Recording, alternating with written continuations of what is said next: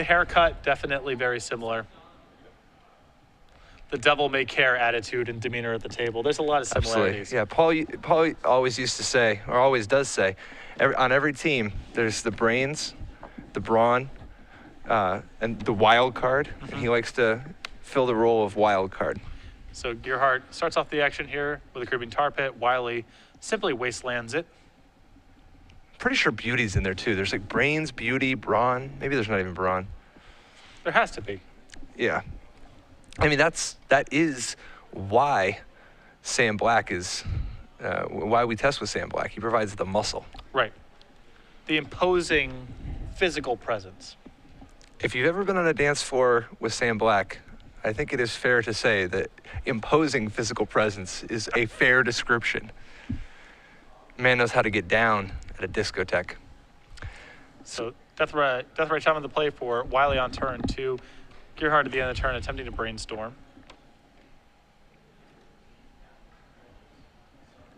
The end of turn brainstorm often signaling that there is something wrong with someone's hand.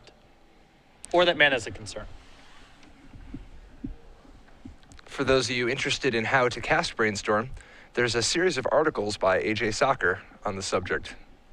My Brainstorm, part 1, 2, 3, 4, 5, and 6, on successfully casting Brainstorm and optimizing it. It's not an easy spell to cast. It is not. So, Gerhart going to go get a Bayou using Abrupt Decay to take care of the Deathrite Shaman.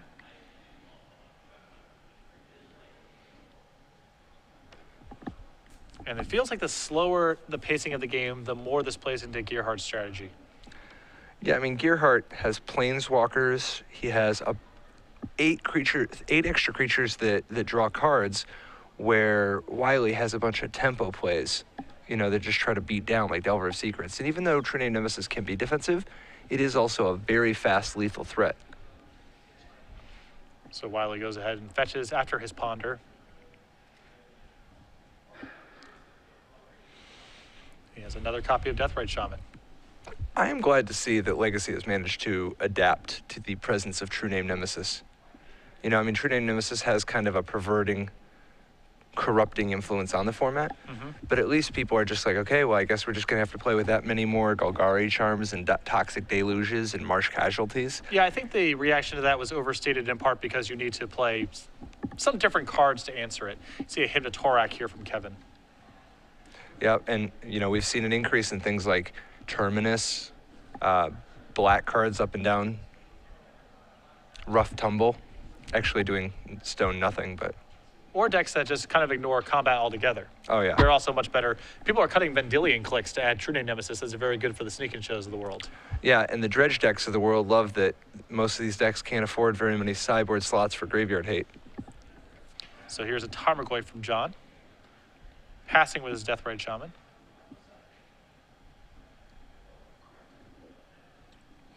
And another Brainstorm from Kevin. John gives it the thumbs up. A Tarmogoyf, Charlotte's Agent, and another copy of Tarmogoyf. You can see with these Charlotte's Agents, you get the feeling that if Kevin can keep the ground stabilized and make sure that the beatdowns don't get out of control, he's going to be able to squeeze out a lot of value over the long term. Yeah, I mean, we were watching that Veteran Explorer deck earlier that's all about value. Let me just tell you, Charlotte's Agenting up a Baleful Strix. That's so much free stuff. That is value. It's an embarrassment of riches. Yeah, it is an embarrassment, that's for sure. I have a 2/2 and a 1/1, and I drew a card for nothing. All that was for nothing. Is Baleful Strix the creature in Legacy with the most keywords that actually sees a lot of play? That is an interesting question. I mean, no one's achromating anymore, It's true. Flying, Death Touch. I mean, 2 isn't the highest bar, but I mean, Legacy not well known for the keywords.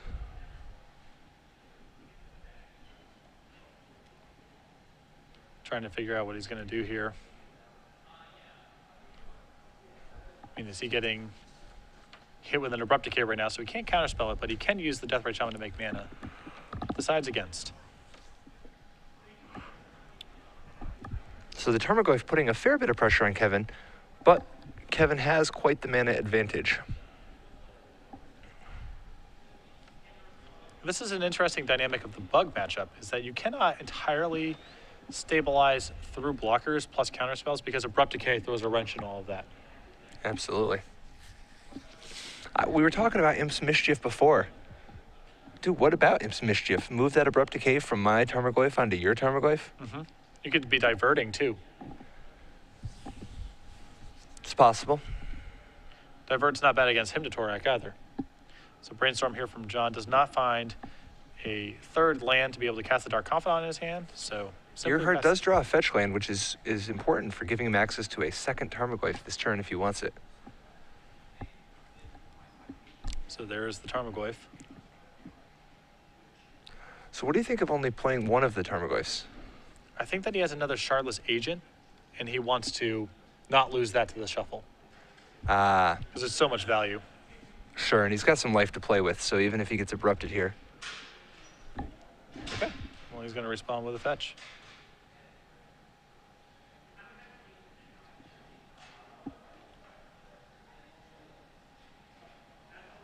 Never you mind, I suppose. And here comes another hit with the Tarmogoyf.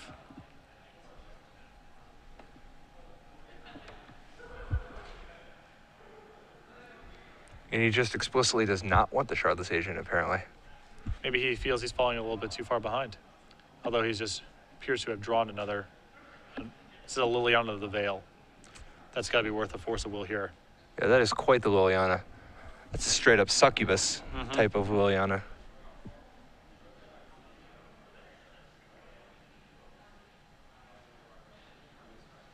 And there's another Goyf. What is the blue card in Gerhart's hand? Is a copy of...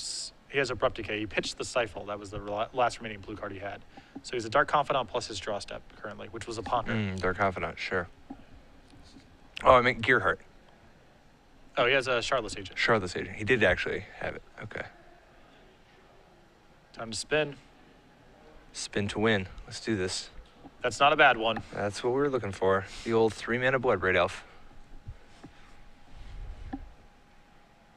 But John's still with Dark Confidant plus Force of Will backup, so he can start reassembling here.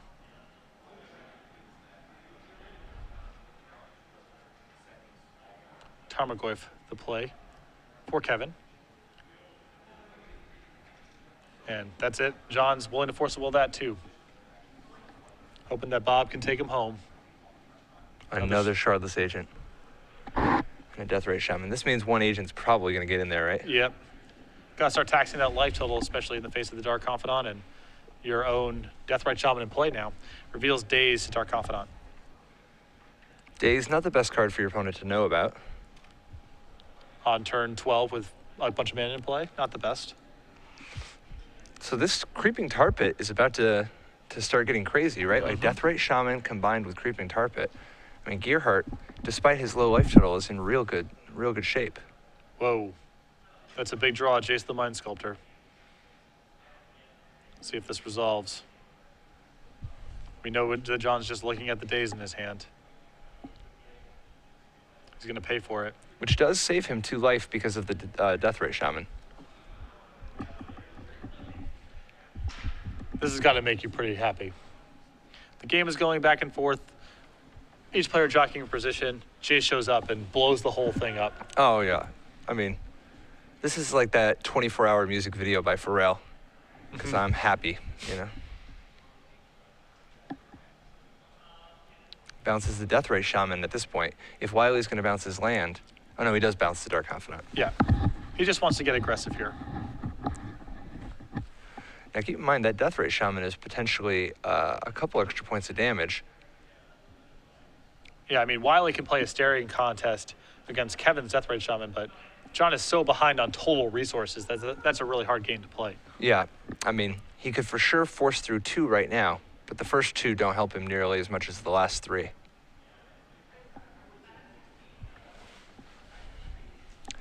Got a feeling we're going to see some more Jace bouncing. Yep. Like, there's nothing more he would want to brainstorm into besides unsummons. There it is. And here's the attack. Do you think the same people who enjoy playing with Charlotte's Agent are the same people who are passionate about clipping coupons from the circular? I assume you just have to love that kind of, the feeling of just getting these small edges. See Deathrite Shaman here making some mana. John trying to stay alive, but he is facing an overwhelming board. Which part? The Deathrite Shaman, the 2 Shardless Agents, the Creeping Tar Pit, or the Jace the Mind Sculptor? Any one of them. Unclear he can beat any. And there's... He could beat 1 Shardless Agent if he drew well. Yep. All right. So Shardless Bug up a game here against John Wiley. The control elements, Shardless Agent especially, proved a little too much for John to overcome in that first game. Yeah. Yeah, I think that the mana advantage was very, very, very key there. Yes.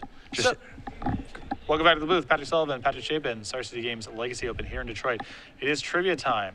We are going to give away 6 free months of premium. The way the contest works is I'm going to ask you a question. You will tweet your answer at SCG Live, hashtag SCG Premium. Of the correct responders, 1 will be selected at random for 6 free months of Star City Games Premium. Is it about speed or accuracy? It is about accuracy. So are we affiliated with Twitch in any way? We are not affiliated with Twitch. Our lawyers would like you to know that this contest is run solely by Star City Games, and Twitch TV is not responsible for any unauthorized giveaways that occur on their streams, because this apparently has become a thing. That's why I have to keep repeating this, because otherwise Twitch shuts us down. That's my understanding. So last round, our trivia question about an iconic 1GW 3-drop, Knight of the Reliquary. Not Chronicle of Heroes, Knight of the Reliquary. And this round, the answer to the trivia question is somebody well known for their love of Knight of the Reliquary, who recently has had a playmat starring them, like them spread out, available, circulating kind of the community by demand, the people have demanded it. A coworker of mine, former 2-time Pro Tour champion, so the Magic Hall of Famer. So the question is, which SCG premium columnist currently has a pinup playmat and is well known for their love of Knight of the Reliquary? Tweet at SCG Live, use the hashtag SCG Premium, hashtag SCG Detroit, hashtag, well, if you know his hashtag, throw that in there. Oh, yeah. Let's send him us, and hashtag, or not even hashtag, at 5 with Flores. Thank you. It's not Flores, that's not the answer, but make sure to link him in there, and it doesn't increase your odds of winning, but it can't hurt. It won't hurt. It will not hurt you, we assure you. Yeah. So moving on to the sideboard here, again, John Wiley trying to play a little bit more of an aggressive game, even though they have a lot of overlapping cards. Kevin trying to control the board. Looking at the sideboard here, John, 2 copies of Graph Digger's Cage, a Pithing Needle, an Arcane Laboratory, 2 Disfigures, a Flush of Storm, Force of Will, a Crozane Grip, Umazawa's Jitte, Vendilion Click, a Maelstrom Pulse, and 2 Marsh Casualties. What do you like?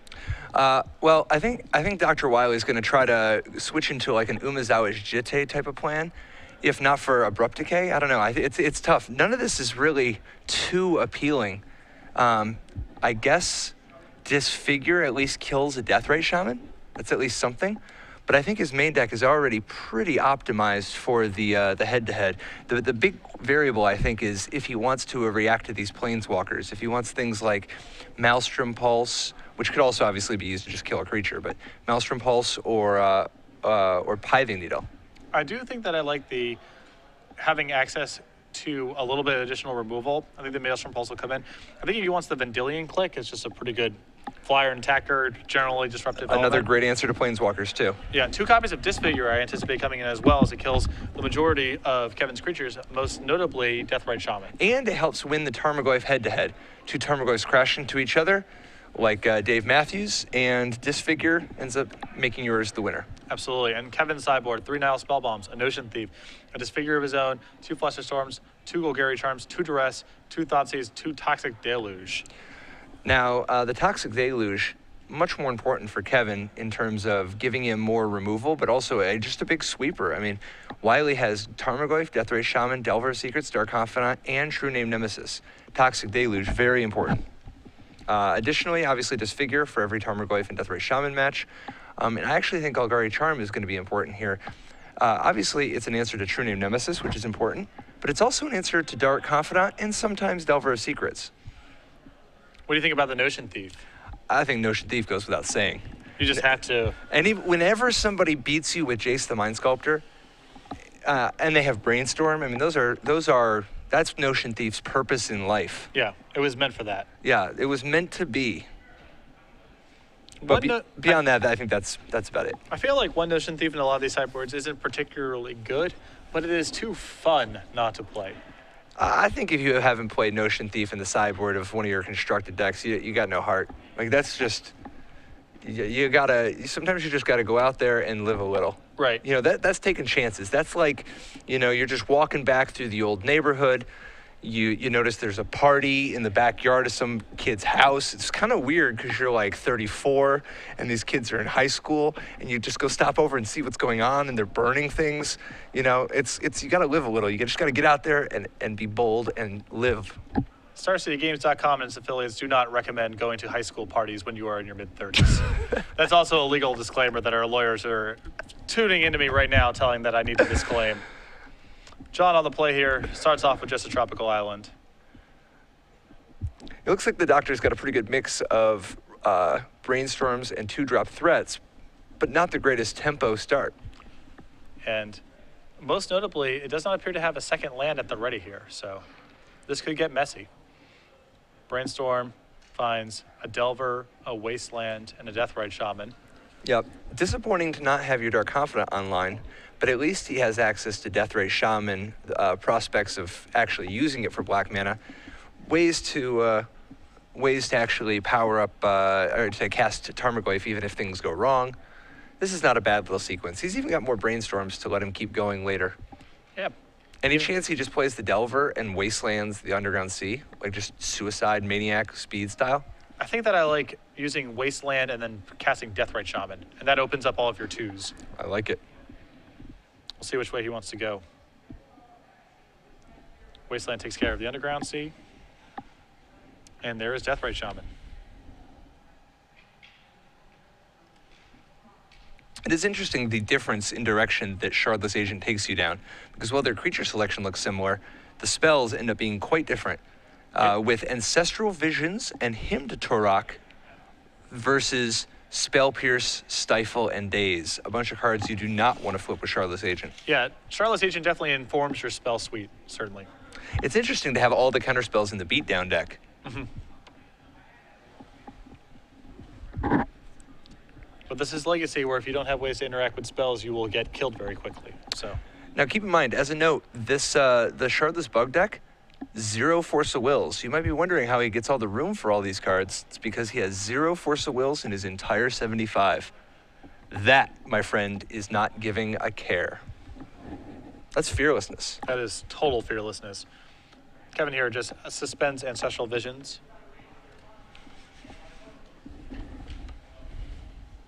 That's another nice one to Notion Thief, by the way. I mean, obviously, same deck here, but if you're ever in the True Mirror and you Notion Thief the guy's Ancestral,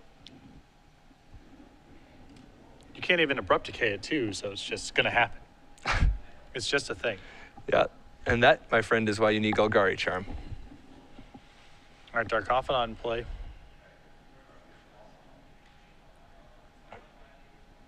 This another reason why Golgari Charm is useful.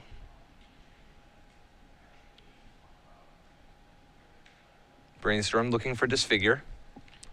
What do you think about the rise of Disfigure in Legacy? I mean, it's become like a literal staple. It's definitely odd. I mean, it's not a card that you would look at on first blush and assume that it would be good, but... Are you saying that because it's slightly worse than Shock? Yes, but the format is defined by 2 toughness and less creatures, so it's not totally surprising. Right, and obviously it's in a color that appreciates it a little bit more. I mean, people already play red almost exclusively for Lightning Bolt. Right.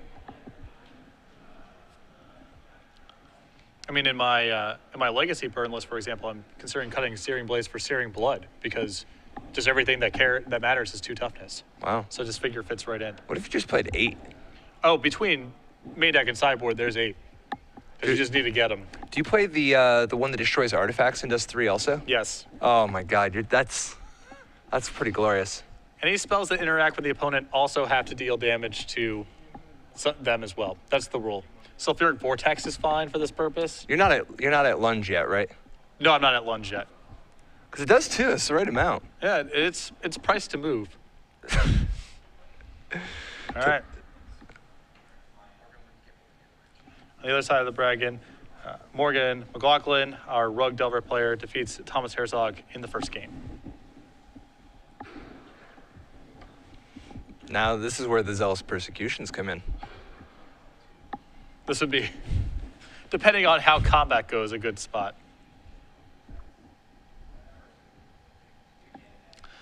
For a control-based strategy, Kevin's not really that flush with answers to an early Dark Confidant.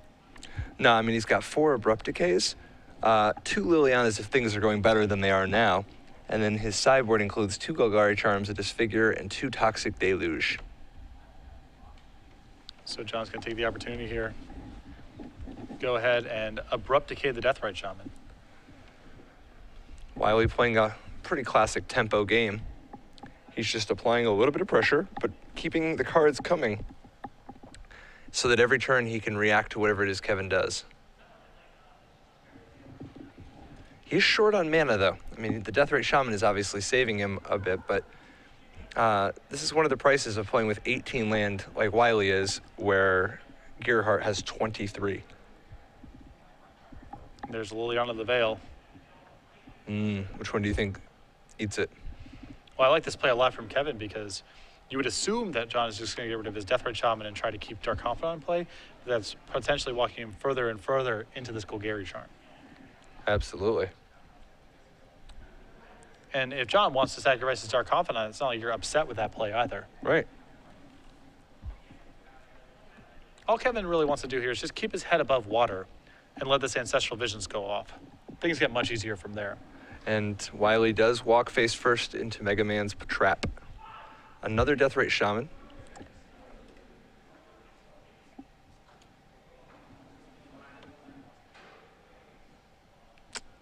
Liliana, surprisingly, takes the fall.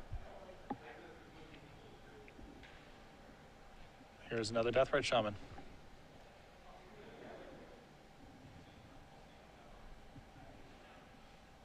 Wonder what the follow-up is here.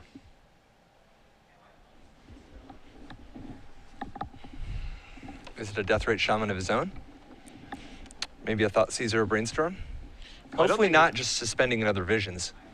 Well, I think that John probably wants to, I mean, if he plays a Delver of Secrets, that's quite risky this turn. Oh, because now yeah. Golgari Charm is live and in full effect. Visions ticks down to 1. This Golgari Charm is going to be backbreaking. Particularly with that Visions on 1 getting ready to just explode.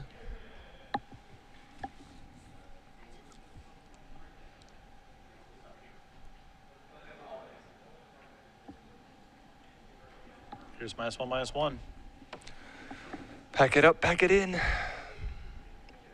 So now he's going to want... Oh, okay, so he decides to tap out anyway, risking having the Visions disrupted by a Spell Pierce or a Daze. Oh no, he'll be untapped. Yeah.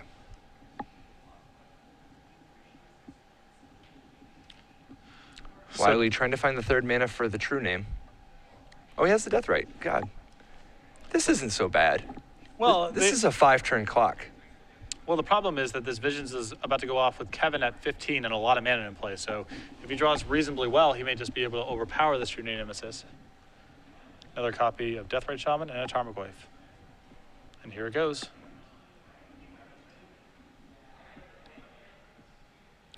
The Toxic Deluge? Yes. Toxic Deluge is very strong here, giving him some much needed insurance against True Name Nemesis while also threatening to completely dominate Wiley's mana. Now, do you just do it now to leave him with no mana, or do you just hang out one more turn? Well, he has Jace the Mind Sculptor. A play that I potentially like here quite a bit is Jace, Bounce the Tarmogoyf? and then suspend Ancestral. Oh, that's a real good turn. Hangs back on defense, and, you know, in the face of a Jace, maybe John decides, I need to get True Name Nemesis online instead, and then you wipe everything. Oh, yeah. We'll see, John. I mean, Kevin has a lot of resources, a lot of different lines to work with, but I think Jace is both, of course, very powerful to have in play. The board's relatively stable, and it may cause John to walk right into the maw of Toxic Deluge. Definitely. I think that Jace is the ace that will let him win the race.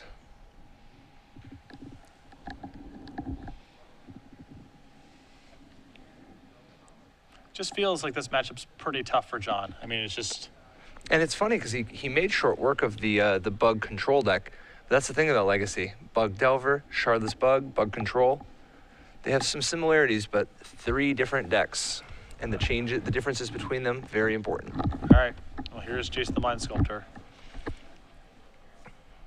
Which, by definition, is the hero.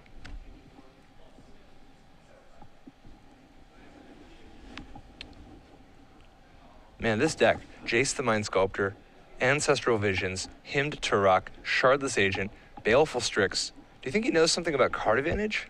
All right, here's a Brainstorm. Finds 2 copies of Abrupt Decay. My goodness. That's a lot to work with.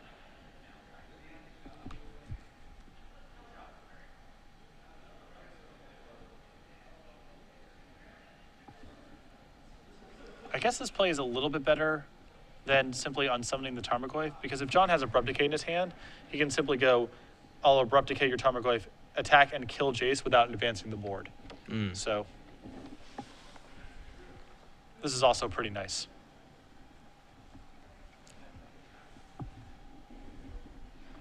Ponder the draw for John. Does he sense that he's getting set up here?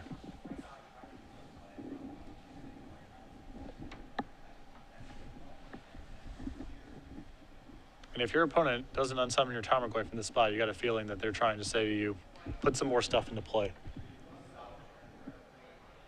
Here's a Ponder. Looks like a Spell Pierce and 2 lands. And John says, no thank you.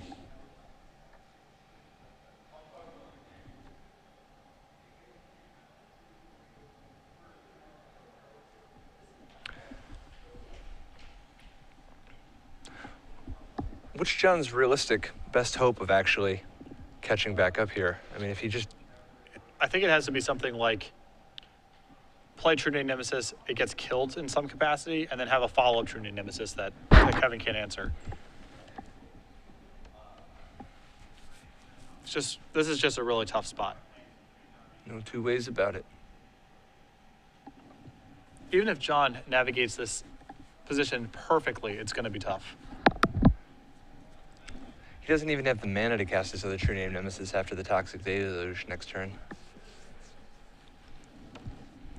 There's no chance you just bounce your own Tarmogoyf here, is there? I think you just bounce his Tarmogoyf and then Deluge for a smaller amount.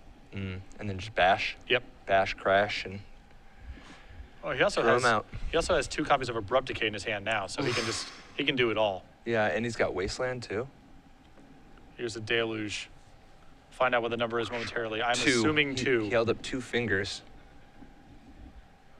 This is just a crippling turn. I mean, if he goes and Abrupt Decays the Tarmogoyf and Wastelands the guy, I mean,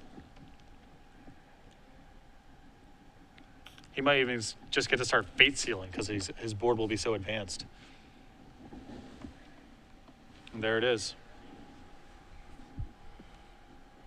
Now Wasteland on the Tropical Island. Now here's Abrupt Decay. And Tarmogoyf comes crashing in. Just a brutal turn from Kevin, and he was setting this up for quite a while. And yeah, now he can actually just start Fate Sealing. Old friend. Brainstorm. No lands. Does John tap? Well, the tough thing is that with no lands, Kevin doesn't even need to Fate Seal him.